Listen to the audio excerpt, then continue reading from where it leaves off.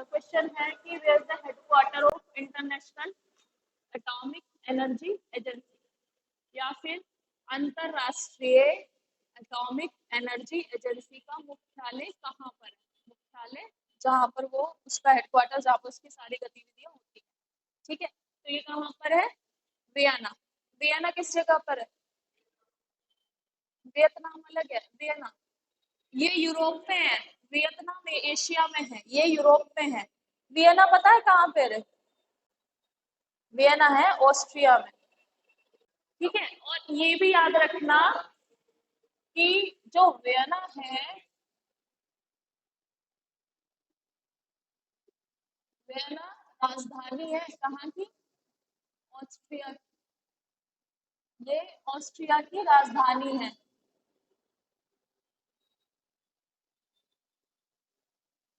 ठीक है, याद रखना वियना कहाँ पर है? ऑस्ट्रिया में। ऑस्ट्रिया एक बहुत छोटी सी कंट्री है, दैट इज इन यूरोप। ये पहले यूएसएसआर के अंडर में थी। ऑस्ट्रिया, यूगोस्लाविया, ये सारी पहले यूएसएसआर के अंडर में थी। बहुत बड़ा रशिया था ये, एक तरह से रशिया का ही सब पार्ट था। यूएसएसआर कहते थे रशिया को। ठीक है, सोवियत यूनियन नाम सुना होगा तुमने। यूएसएसआर सुना है? सोवियत संघ सुना हो? सोवियत, वो यूएस उस समय, वो सभी कंट्रीज से पावर था पूरा USSR. But world war first के बाद यूएसएसआर कोलैप्स हो गया, और उसके बाद फिर वर्ल्ड वॉर सेकंड में बिल्कुल खत्म ही हो गया। मतलब वो सारी कंट्रीज जो है इंडिपेंडेंट हो गई, जितनी भी थी उसमें। तो Ukraine was also part of USSR. ठीक है, तो इसलिए एक कारण ये भी है कि रशिया यूक्रेन को क्लेम करता है, क्योंकि यूक्रेन जो है यूएसएसआर का पार्ट था, और रशिया चाहता है कि यूएसएसआर में जितनी कंट्रीज थी वो उनको फिर से वो कर ले। हाँ, फिर से उन पे कब्जा कर ले। देखो, फुकुशिमा दाइची पावर स्टेशन, ये अभी हाल ही में न्यूज में था। ये कहाँ पर स्थित है? देखो, जो फिकोशिमा पावर स्टेशन है ये जापान में है, और इससे रिलेटेड बहुत अलग सी एक इसकी कहानी है। क्योंकि फुकुशिमा पावर प्लांट जो है, पावर स्टेशन, ये 2011 में यहाँ पे एक एक्सीडेंट हुआ था। पूछ लेते हैं कि कहाँ पर है। ठीक है, फुकुशिमा दाइची पावर स्टेशन। तो 2011 में यहाँ पे एक एक्सीडेंट हुआ था। अब वो कैसा एक्सीडेंट था? इसमें जो इसका जो कूलिंग सिस्टम था ना, रिएक्टर्स जो होते हैं, पावर स्टेशन तुमने देखा ही है, थर्मल पावर स्टेशन हो या पावर स्टेशन न्यूक्लियर वाले। न्यूक्लियर वालों में सबसे ज्यादा वो निकलती है थर्मल एनर्जी, है ना, हीट निकलती है सबसे ज्यादा। तो इनका जो रिएक्टर को कूलिंग करने का जो वो होता है सिस्टम, कूलिंग किससे करते हैं? जो कूलिंग के लिए वाटर होता है उसे हैवी वाटर कहते हैं। तुमने नाम सुना होगा, ड्यूटेरियम नाम सुना है कभी? साइंस में पढ़ा ड्यूटेरियम। वो वाटर का दूसरा वर्जन होता है, पानी का दूसरा वर्जन होता है H2O का, ड्यूटेरियम। और ड्यूटेरियम से वो ठंडा किया जाता है, वो न्यूक्लियर पावर स्टेशन में यूज किया जाता है। तो उसके रिएक्टर्स जो थे वो फेल हो गए। फेल इन द सेंस कि वो कूलिंग करना उन्होंने बंद कर दिया, और इसके जो रिएक्टर्स थे वो मेल्ट होके कोलैप्स हो गए। अब उसकी वजह से जो जापान का सी है वहां पे मैसिव अर्थक्वेक आया था, और उस अर्थक्वेक की वजह से वहां पे सुनामी भी आई थी। ठीक है, तो एक कारण ये था, जो फुकुशिमा पावर स्टेशन है ये।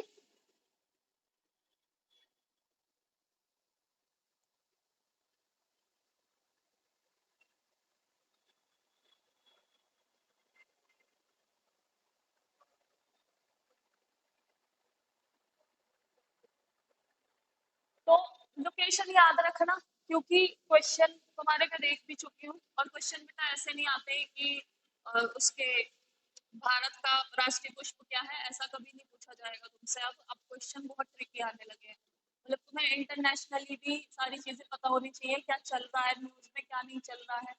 और इवन तुम्हारा नॉर्मल यूपी पुलिस के पेपर में भी ऐसे क्वेश्चन आ रहे हैं कि मैंने बताया था कि हाल ही में भारत ने मेमोरेंडम ऑफ अंडरस्टैंडिंग किसके साथ साइन किया है? ठीक है, किसके साथ साइन किया है, मेमोरेंडम ऑफ अंडरस्टैंडिंग। क्या होता है मेमोरेंडम ऑफ अंडरस्टैंडिंग? जब हम किसी के साथ कोई ट्रेड ट्रीटी साइन करते हैं तो उसे मेमोरेंडम ऑफ अंडरस्टैंडिंग कहते हैं, एमओयू। ठीक है, शॉर्ट। तो ये भी याद रखना।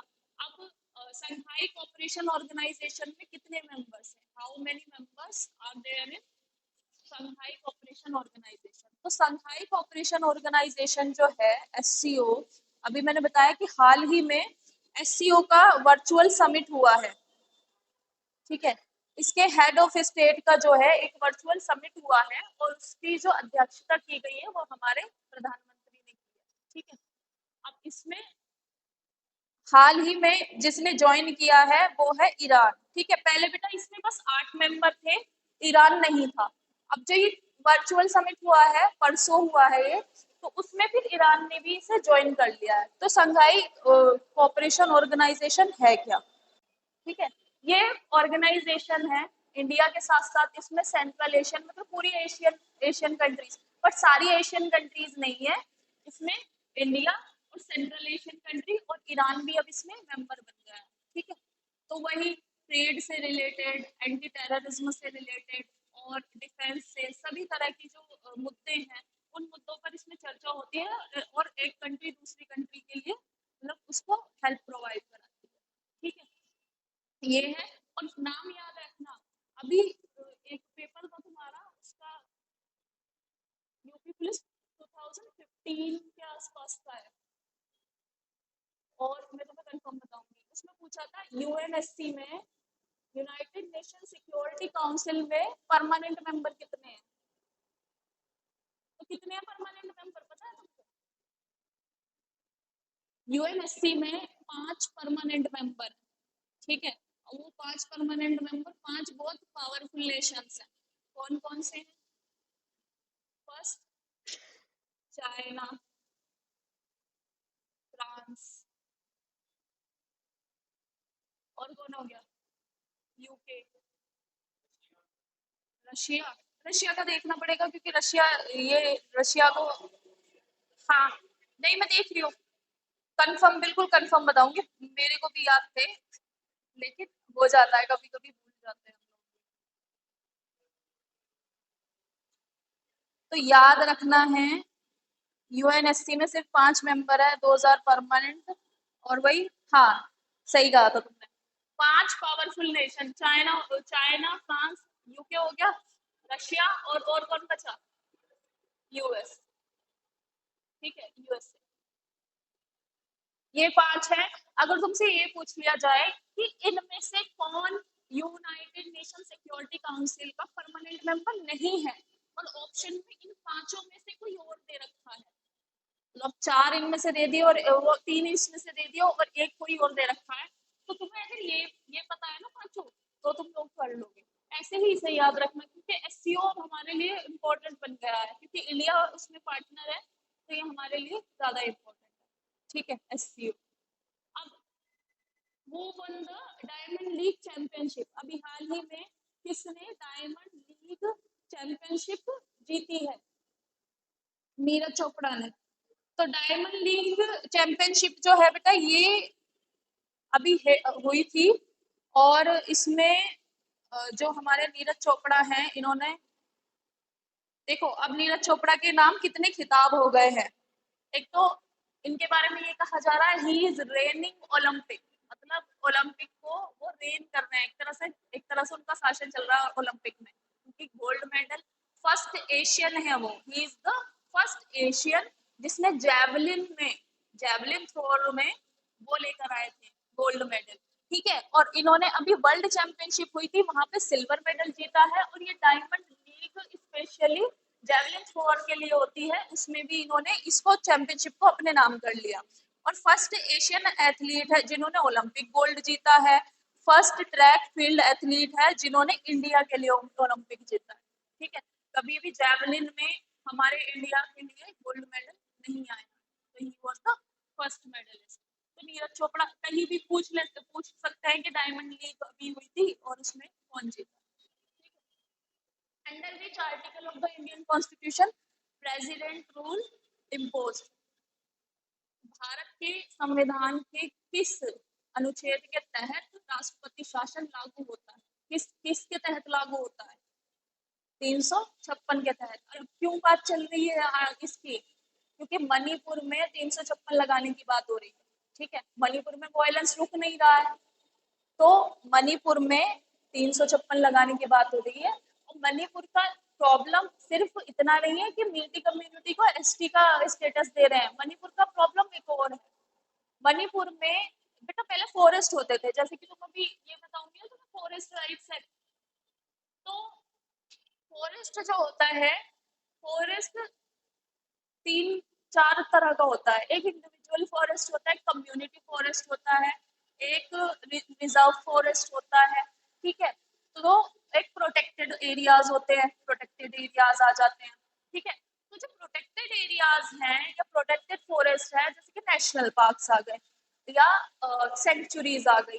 नेशनल पार्क्स में तो बेटा पोचिंग वगैरह सब, हंटिंग ये सब बंद रहती है। ठीक है, वहां पे कोई कुछ नहीं कर सकता, इवन ट्राइबल्स को भी कम अलाउ रहता है।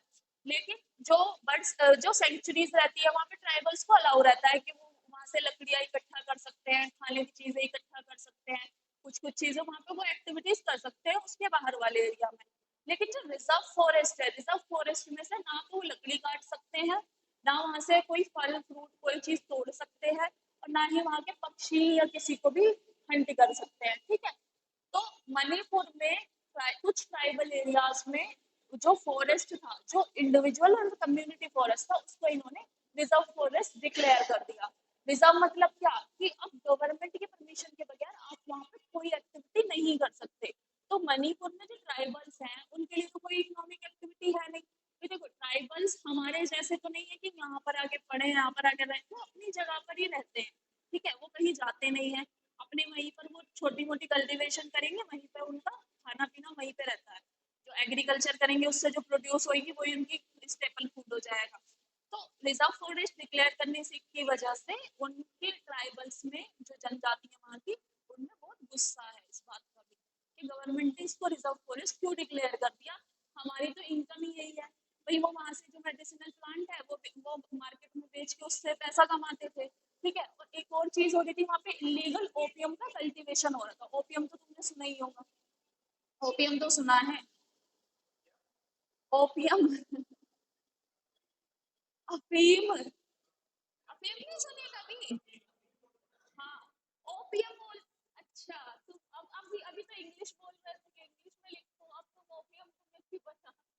ओपियम, ओपियम इज अ, देखो ओपियम एक न्यूट्रास्यूटिकल ड्रग है। न्यूट्रास्यूटिकल मीन्स ये उस ड्रग में आता है, वैसे तो हर्ब्स में आता है, बट इसका जो इम्पैक्ट है न्यूरोलॉजिकल जो है बॉडी पे, उसका इसका जो इफेक्ट है वो नेगेटिव है बॉडी पे। और इसका जो कल्टीवेशन है वो इलीगल इसलिए है क्योंकि इसकी मास कंजप्शन से लोगों को प्रॉब्लम हो सकती है। तो इसका वहाँ पे म्यांमार की बॉडी, म्यांमार है और मणिपुर है, वहाँ बॉर्डर पे इसका वो होता है, कल्टीवेशन उगाई जाती है ये। जो एक लिमिट है, गवर्नमेंट इसके कल्टीवेशन को नहीं वो कर सकती है, वो क्या बोल सकते हैं, है लीगल, लीगल अलाउड है। और लीगल किसके लिए अलाउड है? मेडिसिनल पर्पस के लिए, सिर्फ मेडिसिन के लिए, अपनी कंजप्शन के लिए अलाउड नहीं है। जैसे कि बहुत सारी मेडिसिन हैं, एनेस्थेटिक मेडिसिन, उनके लिए ही यूज है, बट एक लिमिट है।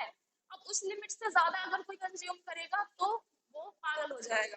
ठीक है, तो इसका जो कल्टीवेशन था उसकी वजह से जो वहां पे रिजर्व फॉरेस्ट वो डिक्लेयर कर दिया, उसकी वजह से इसका कल्टीवेशन वहां पे स्टार्ट हो गया। अब इसके कल्टीवेशन पे भी बैन लगने लगा। तो वहां की जो प्रॉब्लम है सिर्फ एक नहीं है, वहां की बहुत सारी प्रॉब्लम है। अब गवर्नमेंट को क्या करना चाहिए? गवर्नमेंट के लिए एक चीज है कि उनको और अल्टरनेटिव या और इकोनॉमिक जो चीज है वो प्रोवाइड करा दे, या तो वो एग्रीकल्चर करे, वहां पे एग्रीकल्चर के लिए कुछ प्रोवाइड कराए, और जो भी उनके ग्रीवांसेस उनको एड्रेस करे। ना कि 356 इम्पोज कर दिया प्रेसिडेंट रूल, फिर वहां पे चाहे कुछ भी होता रहे, देखो भी मत उनको जाके। ठीक है, सबसे ज्यादा वायलेंस हो रहा है मणिपुर में अभी तक भी, और जितनी फिगर तुमको न्यूज में दिखाई जाती है उससे ज्यादा के लोग मरे हैं, ठीक है। तो 356 के तहत प्रेसिडेंट रूल लगता है, राष्ट्रपति। और इसे हिंदी में भी याद रखना, कहीं राष्ट्रपति शासन लिखा हुआ आए तो पता होना चाहिए कि प्रेसिडेंट रूल को ही राष्ट्रपति शासन कहते हैं। अब देखो एक योजना चली है, ये वो जंगल जामी योजना,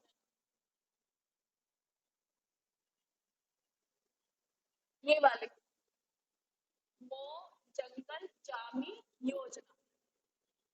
वो जंगल जामी योजना, इसका एम क्या है, उद्देश्य क्या है, ऑब्जेक्टिव क्या है, या फिर वो जंगल जामी योजना recently seen in the news, हाल ही में ये न्यूज में थी, इसका ऑब्जेक्टिव क्या है। तो ये जो योजना है इसका उद्देश्य है कि जो फॉरेस्ट राइट एक्ट आया था 2006 में, उसके जितने भी प्रोविजन है वो फुली इम्प्लीमेंट किए जाए। इम्प्लीमेंट का मतलब क्या होता है कि पूरी तरह से लागू किए जाए, है ना, वो पूरी तरह से लागू किए जाए। तो कौन सा स्टेट है जिसने पूरी तरह से लागू किए हैं, उड़ीसा, ठीक है। Orissa is the only state, अब कंट्री में पहला स्टेट बन गया जिसने इस फॉरेस्ट राइट्स एक्ट के जितने भी प्रोविजन थे वो सारे इसमें अपने यहाँ पर लागू किए हैं, ठीक है। अब फॉरेस्ट राइट एक्ट क्या है, 2006 में आया था ये। फॉरेस्ट राइट एक्ट तुम्हारा 2006 में आया था, और इसमें कुछ फॉरेस्ट डिक्लेयर किए गए थे। एक तो बेटा इंडिविजुअल फॉरेस्ट और community forest, habitat right for particular vulnerable tribal group. देखो एक ग्रुप होता है particular vulnerable tribal group, PVTG. ये जो भी ट्राइबल्स इस ग्रुप में आते हैं, जो भी ट्राइबल्स इस ग्रुप में आते हैं उनको कुछ राइट्स दिए गए हैं। कौन से, कि वो जंगल में जो भी वन है या वनों में हैबिटेट का राइट है, हैबिटेट मतलब निवास, ठीक है, वो वहां पे निवास कर सकते हैं, रह सकते हैं।